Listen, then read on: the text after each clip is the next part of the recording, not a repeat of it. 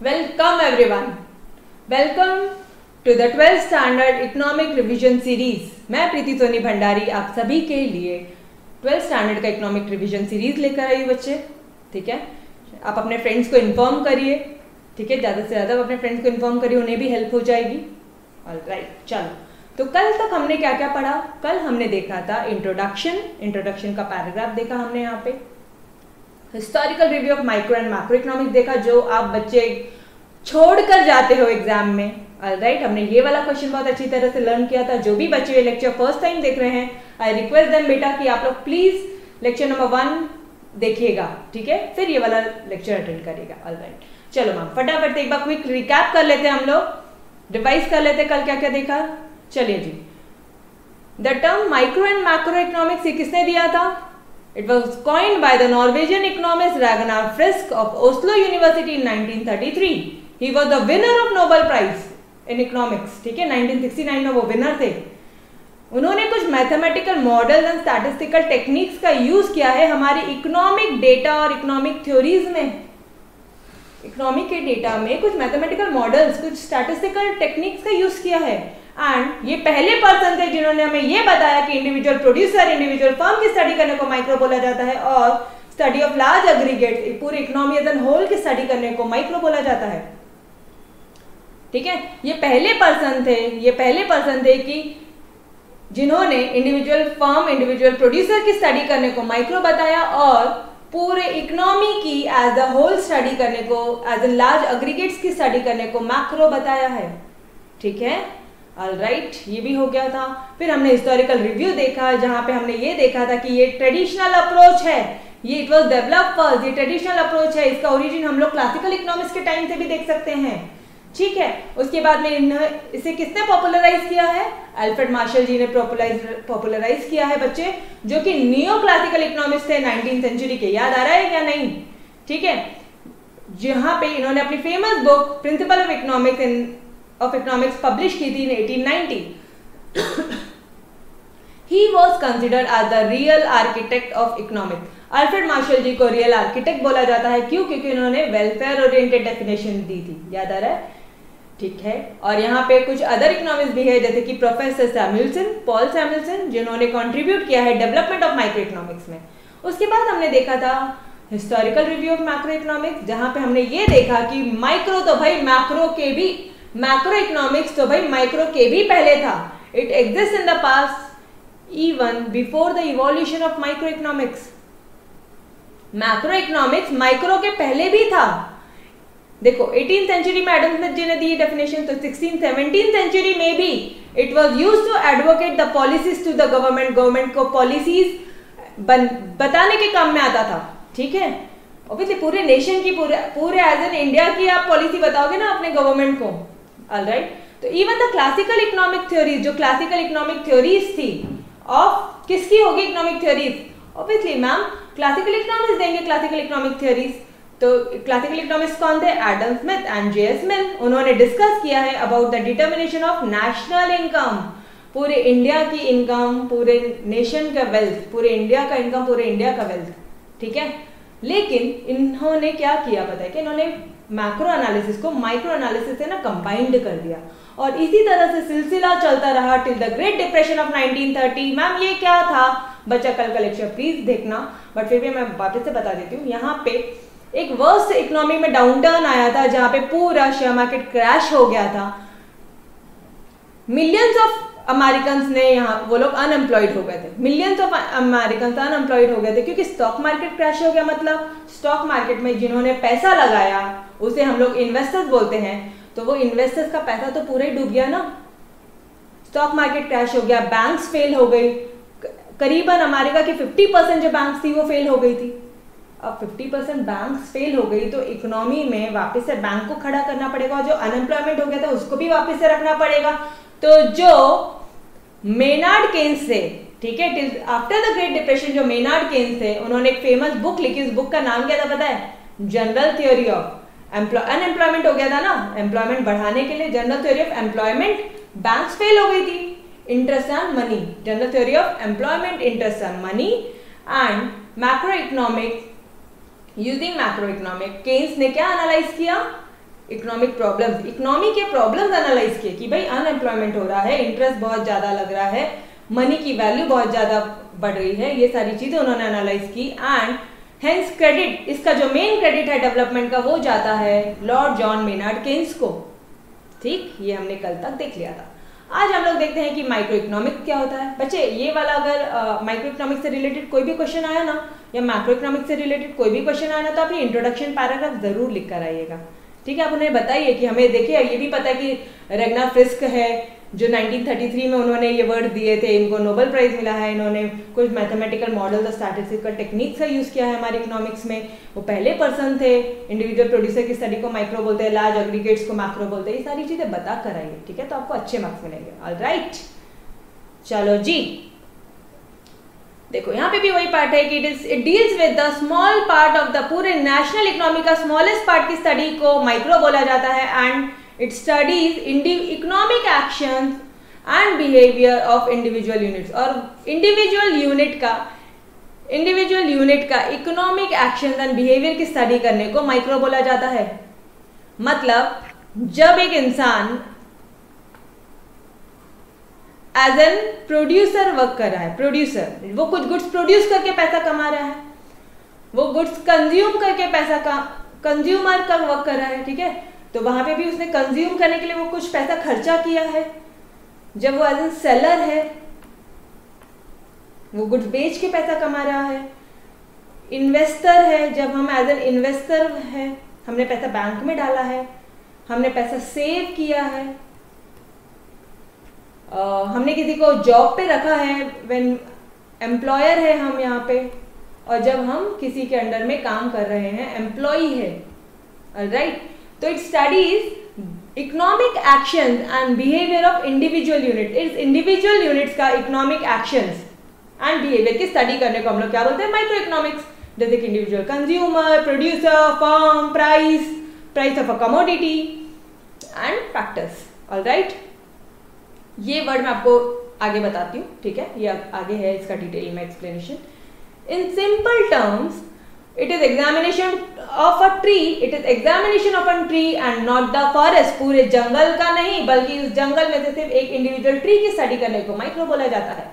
और मॉरिस डॉब का एक अच्छा सा बहुत ही सिंपल सा डेफिनेशन है बच्चे कि micro economics is in fact a microscopic study of economy. Microeconomics is in fact a microscopic study of the economy. ठीक है, बहुत इजी डेफिनेशन है।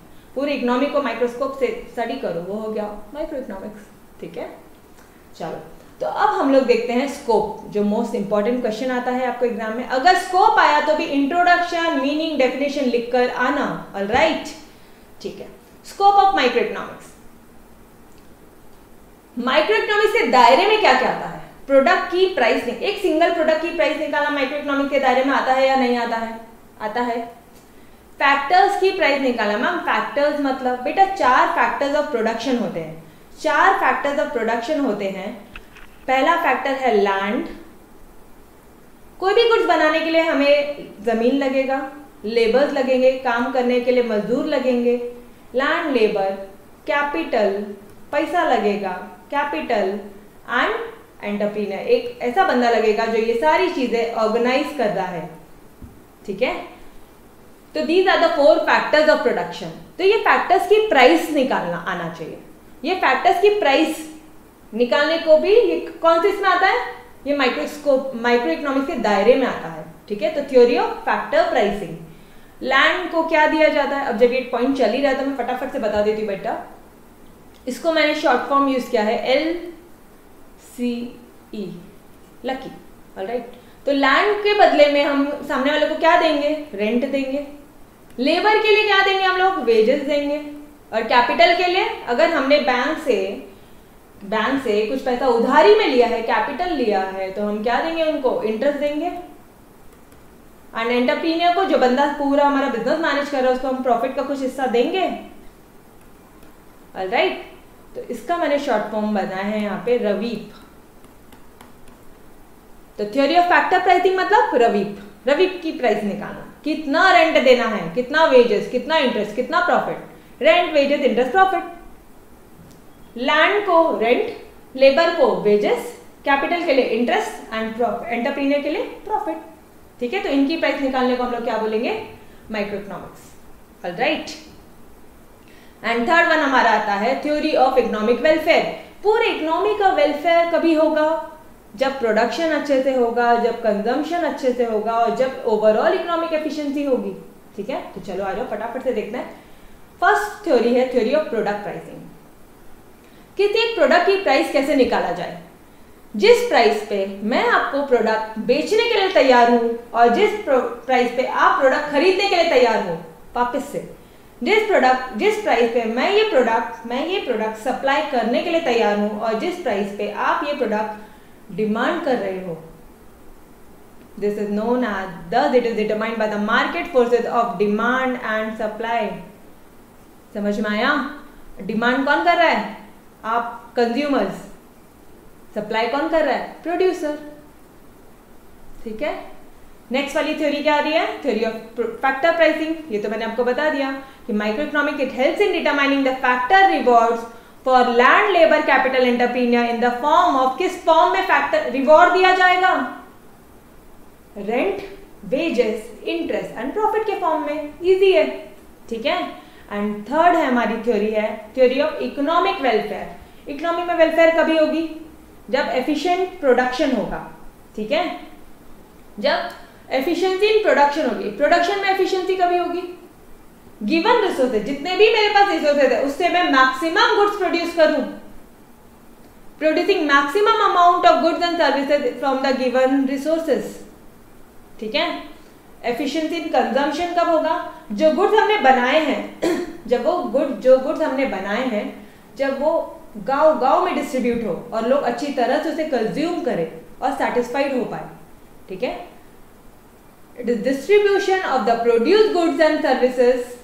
ठीक है, so that total satisfaction of society, ताकि सोसाइटी टोटली सेटिस्फाइड हो सके। And overall economic efficiency मतलब हम वही गुड्स बनाएंगे which is most desired by the people, तभी तो हम लोग ज्यादा प्रॉफिट कमाएंगे। ठीक है, एफिशिएंसी, ओवरऑल इकोनॉमिक एफिशिएंसी कब होगी, production of those goods which is most desired by the people. ठीक, तो फटाफट से क्विक, कौन सी थ्योरीज पढ़ी बेटा हमने, एक हमने पढ़ा थ्योरी ऑफ प्रोडक्ट प्राइसिंग, जहां पे हम लोग प्रोडक्ट की प्राइस कैसे निकाल रहे हैं, जिस प्राइस पे मैं सप्लाई करने के लिए रेडी हूं और जिस प्राइस पे आप डिमांड कर रहे हो, वो हो गया प्रोडक्ट प्राइसिंग। ऑलराइट, ठीक है मैम, ये तो समझ में आ गया। Theory of factor pricing, factors वो रवीब की प्राइस निकालना आपने बताया था। Yes, very good. And theory of economic welfare में क्या पढ़ा हमने, इकोनॉमी में वेलफेयर कब होगा, सोचो ना जरा, रट्टा नहीं माना है, थोड़ा सा याद करने की कोशिश करो। थ्योरी ऑफ इकोनॉमी में वेलफेयर कब होगा, जब अच्छी तरह से प्रोडक्शन होगा, कंजम्पशन होगा एंड ओवरऑल इकोनॉमिक एफिशिएंसी होगी। हुआ लर्न, बहुत सिंपल है। ठीक है, चलो नेक्स्ट बढ़े आगे, फीचर्स ऑफ माइक्रो इकोनॉमिक्स। बहुत ही इजी कंसेप्ट है, बहुत इजी है, एक शॉर्टकट है जिससे सब समझ में आ जाएगा।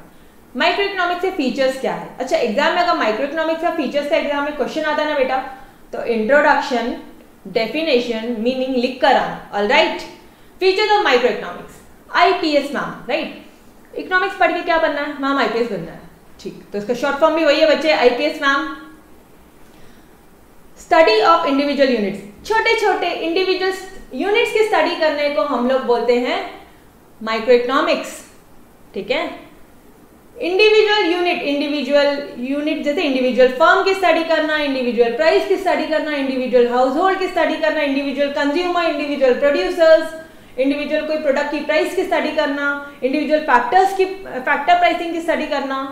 समझ में आ रहा है? आप कुछ भी यहाँ पे अपने मन से आप आंसर्स एक्सटेंड कर सकते हो।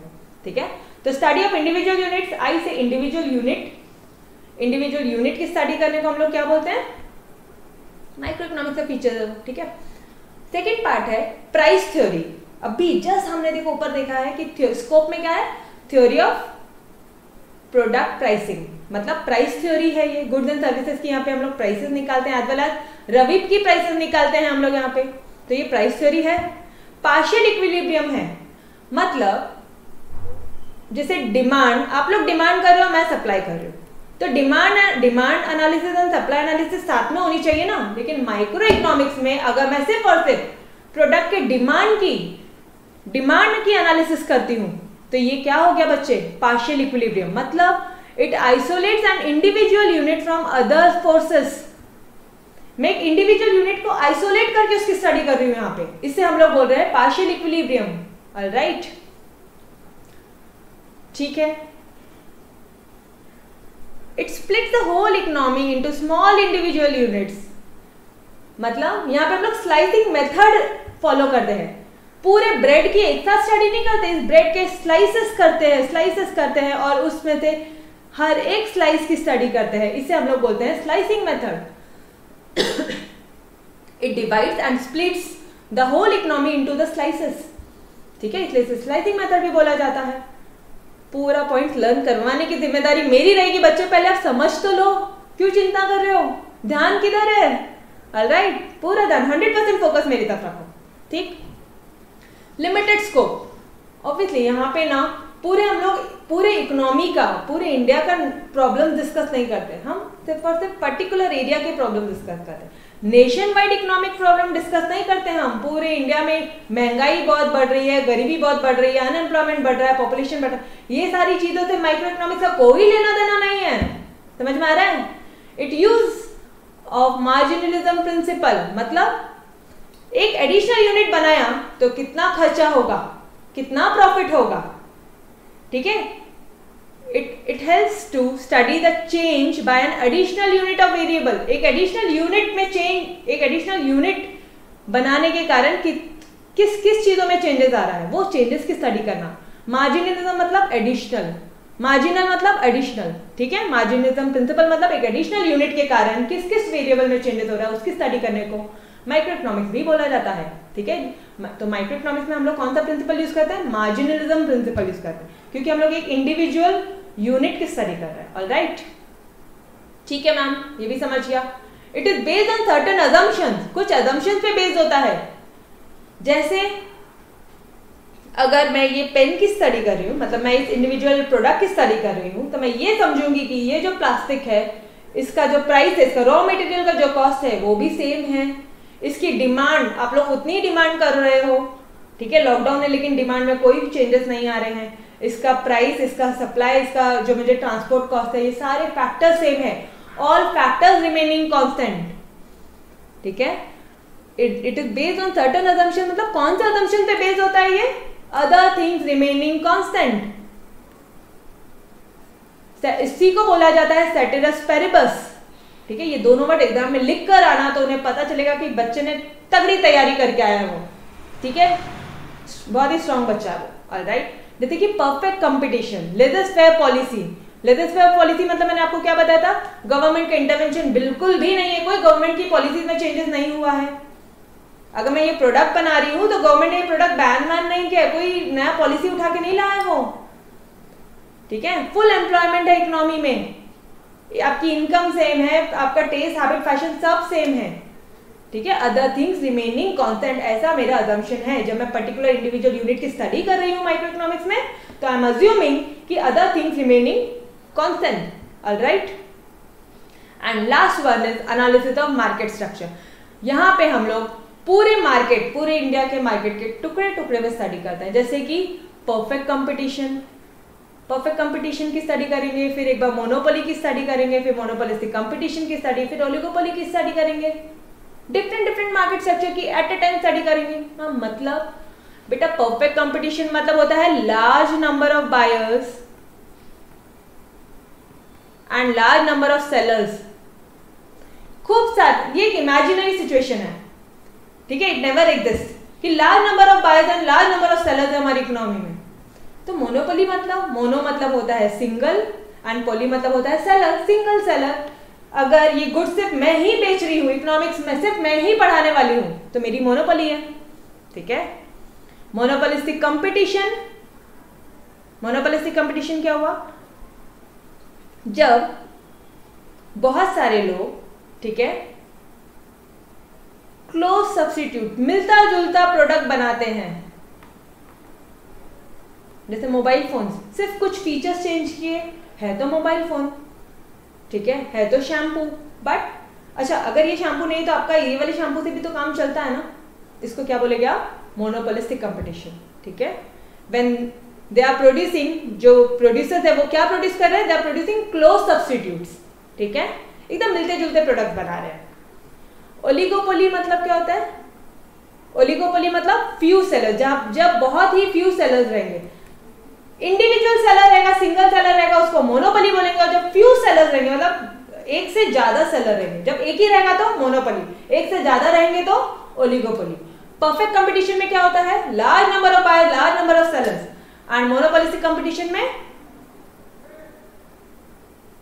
क्लोज सब्स्टिट्यूट्स बनाने वाले लोग, ठीक है। ऑलराइट मैम, इसके पॉइंट्स थोड़े, बच्चे मैं हूं ना, क्यों चिंता कर रहे हो, एक बार समझ में आया, कंटेंट समझ में आया आपको लिखना के अंदर। चलो, फीचर्स ऑफ माइक्रो इकोनॉमिक्स, अभी पॉइंट लर्न करवा के देती हूँ। IPS मैम, ऑलराइट, P2S2 है, ठीक है। I से इंडिविजुअल यूनिट की स्टडी करना, P से प्राइस थ्योरी, P से पार्शियल इक्विलिब्रियम, P से प्राइस थ्योरी, P से partial equilibrium, alright. Scope, limited scope and slicing method, टुकड़े टुकड़े में स्टडी करना, स्लाइसेस करके स्टडी करना हुआ। I से इंडिविजुअल यूनिट, P से प्राइस थ्योरी, P से पार्शियल इक्विलिब्रियम, S से स्कोप, लिमिटेड स्कोप, S से स्लाइसिंग मेथड। 5 पॉइंट तो ऐसे ही हो गए, और लास्ट के 3 पॉइंट क्या, MAM, बोलो M से क्या है, use of marginalism principle, use of marginalism principle, additional unit वाला याद आ रहा है, मार्जिनल मतलब एडिशनल यूनिट, ऑलराइट। ए से बेस्ड ऑन सर्टेन अजम्पशंस, यहाँ पे हम लोग क्या लिखेंगे, अदर थिंग्स रिमेनिंग कांस्टेंट। जब मैं ये चीज की पढ़ाई कर रही हूँ तो मैं ये समझूंगी कि बाकी सारे सब्जेक्ट मुझे आते हैं, मैं कहीं और ध्यान नहीं दूंगी। अदर थिंग्स रिमेनिंग कांस्टेंट, ठीक है, अदर थिंग्स रिमेनिंग कांस्टेंट, सेटेरस परिबद्ध, ये 2 वर्ड लिख कर आना बच्चे, एग्जाम में मार्क्स अच्छे मिलेंगे। एंड लास्ट है analysis of market structure, M से क्या है, मार्केट स्ट्रक्चर, MAM, M से मार्जिनलिज्म प्रिंसिपल, A से अजम्पशन एंड M से market structure. Oligopoly, monopoly, perfect competition, oligopoly, और क्या चाहिए, सब तो लर्न हो गया, ठीक है। तो चलो बच्चे फटाफट से एक बार हम लोग देखते हैं आज क्या क्या पढ़ा। आज हमने देखा स्कोप ऑफ माइक्रो इकोनॉमिक्स, जहां पे हम लोग प्रोडक्ट प्राइसिंग, प्रोडक्ट की प्राइस कैसे निकालते हैं, जिस प्राइस पे मैं आपको सप्लाई करने के लिए रेडी हो, जिस प्राइस पे आप डिमांड कर रहे हो, supply analysis and demand analysis, theory of factor pricing, रवीप, and theory of economic welfare, efficiency in production, consumption and overall economic efficiency. Features of microeconomics क्या है, study of individual, I से individual unit, P price theory, partial equilibrium, S scope limited है, S slicing method है, फिर MAM 3 ही बचा है, M से marginalism principle है, A से based on certain assumptions, कुछ assumptions पे based होता है कोई भी लॉ, दुनिया का कोई भी लॉ कुछ अजम्पशन पे बेस्ड होता है बच्चे। वो अजम्पशन क्या होता है, अदर थिंग्स रिमेनिंग कांस्टेंट, कि मेरे इकोनॉमी में फुल एम्प्लॉयमेंट है, मेरे इकोनॉमी में कोई गवर्नमेंट का इंटरवेंशन नहीं है, लेटेस्ट फेयर पॉलिसी है, राइट। एंड जो लास्ट वन है analysis of market structure, oligopoly, monopoly, perfect competition and monopolistic competition, ठीक। तो I hope lecture was useful to you all. बच्चे प्लीज मेरे साथ साथ लर्न करोगे तो इकोनॉमिक्स में आपको आउट ऑफ मार्क्स लाने की गारंटी मेरी रहेगी। बट जैसा आंसर प्रेजेंट करने बोल रही हूँ वैसा प्रेजेंटेशन करो एंड अच्छी तरह से लिख कर आना, ठीक है, एंड मेरे साथ साथ लर्न करना। Till then bye bye, take care, खुदा हाफिज।